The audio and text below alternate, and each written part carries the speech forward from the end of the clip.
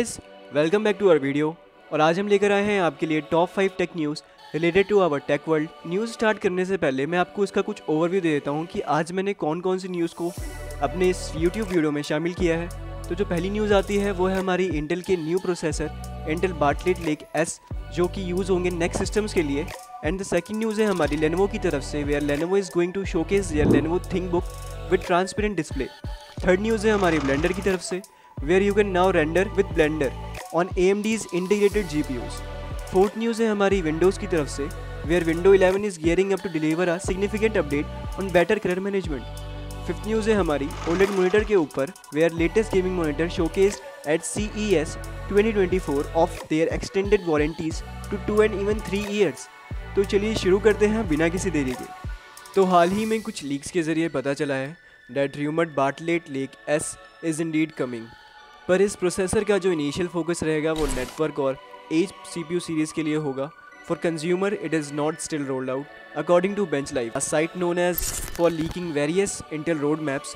इस साइट का कहना है कि जो हमारा रूमर्ड बार्टलेट लेक एस है वो सेम नोड और सेम सिलिकॉन यूज़ करेगा जो कि हमारे रैप्टर लेक एस रिफ्रेश में यूज़ हुए थे। इसका मतलब है कि हमें बार्टलेट लेक एस में हमें 24 कोर्स एंड 32 थ्रेड्स देखने को मिलेंगे by utilising 8P cores and 16E cores. Benchlife claim करती है कि बार्टलेट लेक एस अभी सिर्फ network and edge next group of product at Intel products को ही टारगेट करेगा। They are not rolled out for normal consumer use.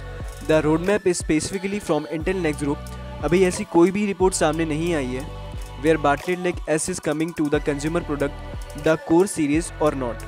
Ultimately अगर मैं आपको बताऊँ that it is too early to tell this information regarding Bartlett Lake S, but there is an agreement that such a product exists. और अगर ये Bartlett Lake S launch होता है तो ये इंटेल का लास्ट प्रोडक्ट होगा जो ओल्डर LGA 1700 सॉकेट और DDR4 मेमोरी को सपोर्ट करेगा।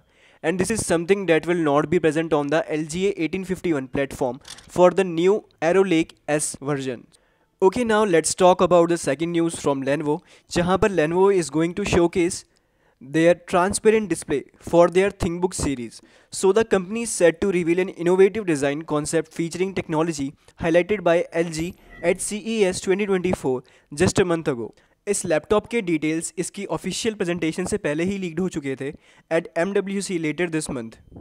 बेस्ड ऑन अवेलेबल इन्फॉर्मेशन ये लैपटॉप थिंकबुक सीरीज़ का ही पार्ट होगा एंड ये एक फुल ट्रांसपेरेंट पैनल फीचर करेगा और इसमें हमें लाइकली Windows 11 देखने को मिलेगा, but still not confirmed yet. Notably, the keyboard seems to be a single panel of glass, hinting at the possibility of it being a touch panel rather than a traditional physical keyboard. और एक मज़े की बात तो यह है कि laptop close होने के बाद भी कीबोर्ड को देखा जा सकता है because of its translucent screen. सुनने में तो ये काफ़ी कूल लग रहा है। Let me know your thoughts in the comment box. Third news है हमारी ब्लेंडर के ऊपर, और जिन लोगों को नहीं मालूम ब्लेंडर क्या है तो मैं उनको बता देता हूँ।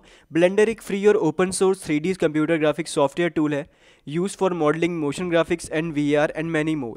Blender is popular not only due to its free and open source character but also because it's supported by a major GPU vendors.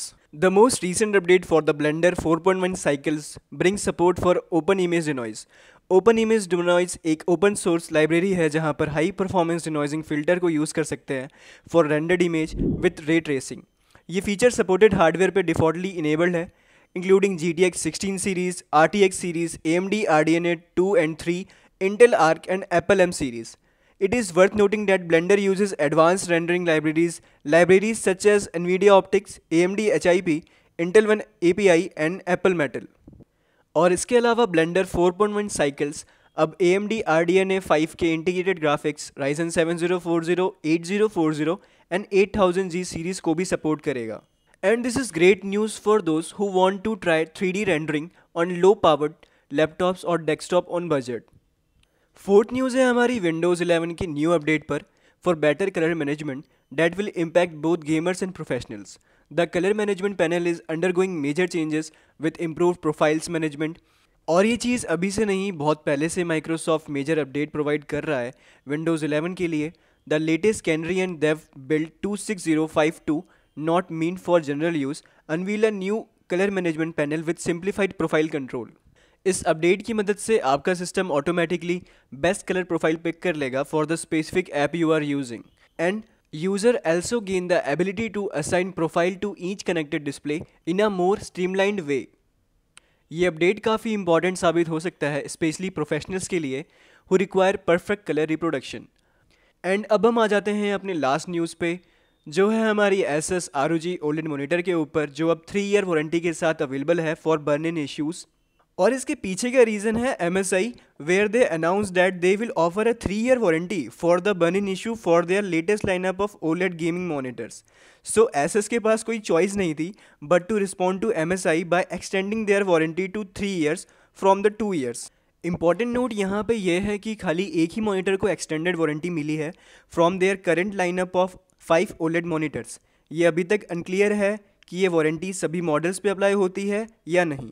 और ये वारंटी अप्लाई होती है ROG के PG32U CDM मॉनिटर पे, which is enthusiast class monitor, one of the most expensive Asus monitor. This monitor is not out yet but available for pre orders. तो guys यहाँ पे ख़त्म होती है हमारी आज की न्यूज़। आई होप आप लोगों को वीडियो पसंद आई होगी, और अगर पसंद आई है तो वीडियो को लाइक करके शेयर करना मत भूलिएगा। और ऐसे ही अमेजिंग कंटेंट के लिए हमारे चैनल को सब्सक्राइब कर दीजिए और उस बेल आइकन को प्रेस करना मत भूलिएगा। तो मिलते हैं अगली वीडियो में।